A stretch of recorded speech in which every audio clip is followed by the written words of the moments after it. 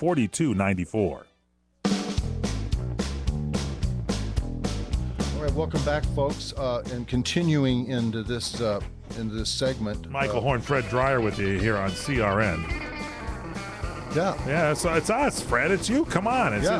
We're talking about the politic of racism that's being used on all of us. We're smack dab in the middle of a national conversation about race that only got worse when Barack Obama was elected. It wasn't. It didn't do anything to bridge the gap. It separated people, because if the American people decide that they're going to get rid of him next year, you're going to have a big problem, buddy. The politics. You think so? Things going to be. Yes, the politic of skin color. It'll all be about white racism.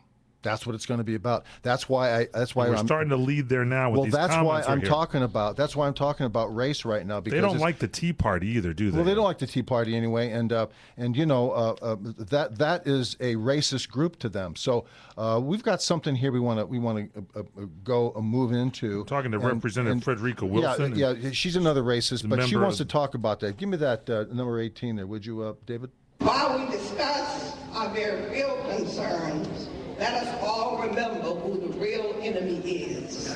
And the real enemy is the Tea Party. The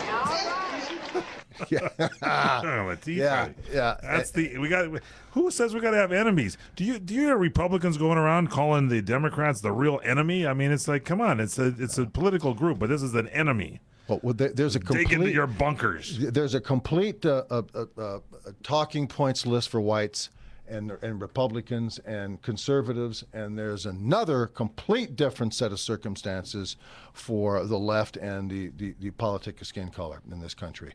And I just hope that along this discussion that we have a rallying campaign that has a Republican conservative in there that now begins to bridge the gap of what? Not politics, but common sense and reason. I want someone to talk commonsensically to the American people. The Tea Party's kind of talking the common sense Constitution, right? They want to bring back the Constitution into the balance here of that. Yeah, and I've got a little something here that from one of the biggest racists in America. Who?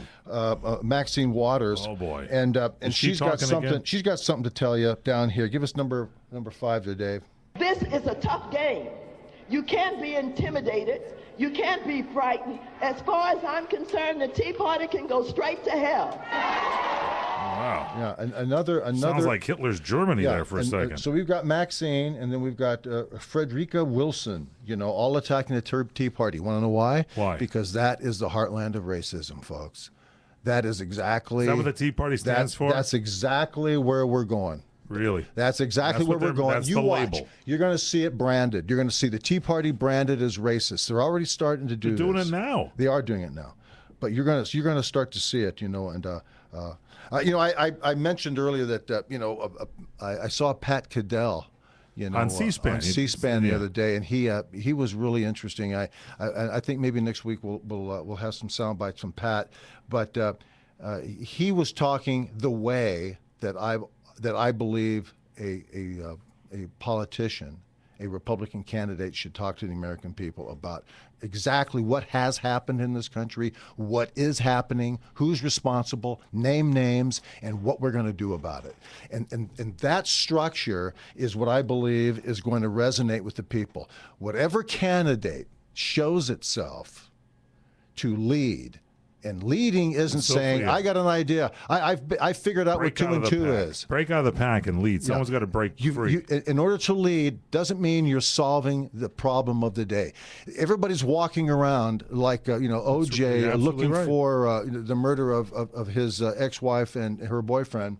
On a golf course, you've got the left now looking for how to start jobs. They're having a seance, how to bring people together and talk about jobs. Who has an idea about how to start jobs? A lemonade stand somewhere down the Does anybody have an idea how we can, how about a newspaper drive?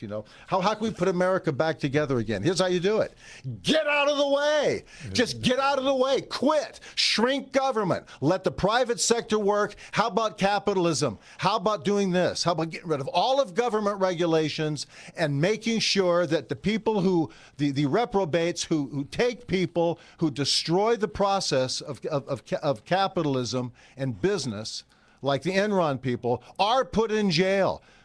You have rules and regulations. You have laws in the country. Exactly. Let the system work for itself. It's the greatest system in the world. Don't bail them out. Let them go to jail. It's the greatest system in the world. Just get out of the way. That's how you do it. I wish Mike could talk and breathe a little bit better. Hey, I got an idea. Get your foot off his neck.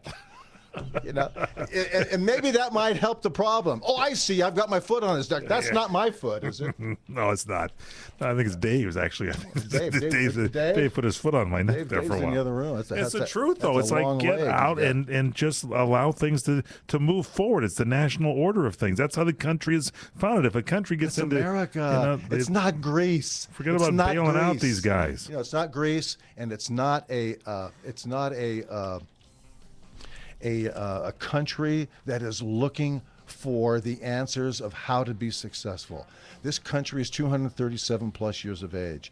It is great. It has evolved, and it is a place where everybody in the world wants to come to prosper.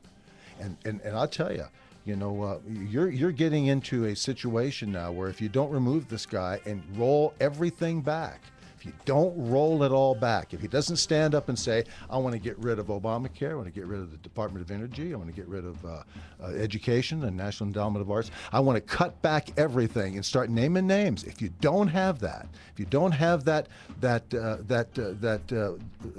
leadership quality to go in there and leadership quality, the guts in order to lead people, you're not going to make it.